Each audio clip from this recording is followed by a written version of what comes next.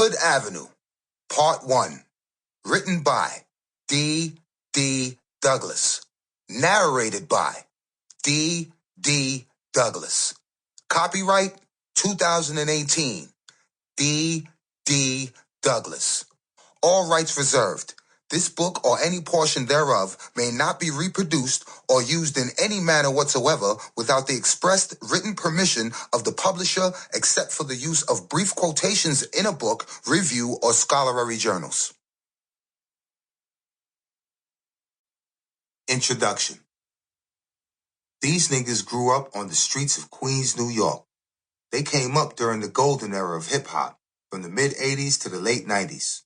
They set the trend of the Tim Boot, Polo Gooses, Eddie Bauer, Fila, Izod, Sergio Tacchini, North Lake, North Face.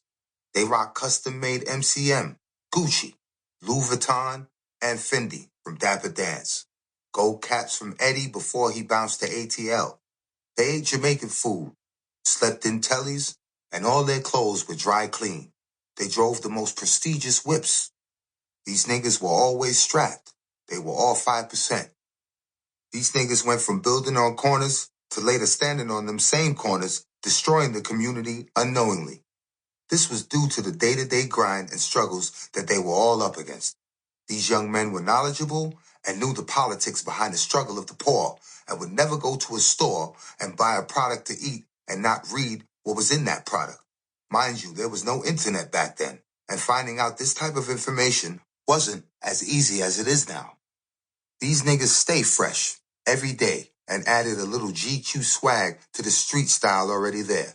Sneakers from Europe that niggas in NY never seen before, as well as listening to hip-hop at the time. A lot of these dudes were listening to sound systems from Jamaica and England. They denounced the homo shit, tried to respect women, and would never involve an adversary's parents or children in that street shit. These codes that they lived by suddenly began to change. Other niggas came from other states. Different types of music began to influence every sense of the culture. A couple of hip-hop dancer and DJs came from out the hood, not to mention some legendary rappers that are now known worldwide as pioneers in the game. The hood's Ave was home, and they were all about family, and they set trends all over the Q borough. A few good niggas from this era blew up, went legit, but was still getting money moving bricks, and a crew formed, and it kept growing. And then it took a life of its own. With money coming in fast, the head nigga murdered, there was another nigga right there to take that spot and play that role. But as things change, like music, fashion, slang, and people, the influences from off that avenue didn't die quickly. Niggas kept shit moving. And when it was time to bounce, niggas got out of there. They owned real estate, businesses, music studios. Some of them started working for record labels. All these niggas had an impact in the hood, but the level of elevation and expansion caused these niggas to move without remorse. They locked everything down. They touched and maintained for as long as they could. But when the inner circle could possibly be infiltrated by a loose wigger cop, things took a turn for the worst. A couple of bodies done dropped. Outside hired help niggas is ready to snitch. And just when you thought it was all over, that's when shit really began. Chapter 1. Shit. I mean, damn. You wanted to be me bad, nigga. So bad that you was plotting with this nigga to kidnap my family. I thought we were brothers, God.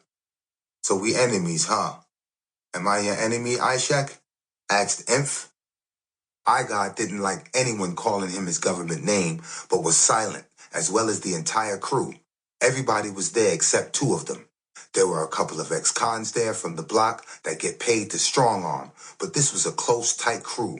There weren't too many of them, and they didn't advertise their business. Niggas had AR-15s, calicos, techs, tweezers, blowtorches, and flamethrowers. They was up in one of their derelict spots. 3 barking pits being held back from attacking this nigga. Subsequent to what he just learned, Inf knew besides this nigga, God plotting to get ransom money from his organization, there's a snitch in the camp also. To Inf, God was already dead. He done killed him in his mind several times. Now, Sample complete. Ready to continue?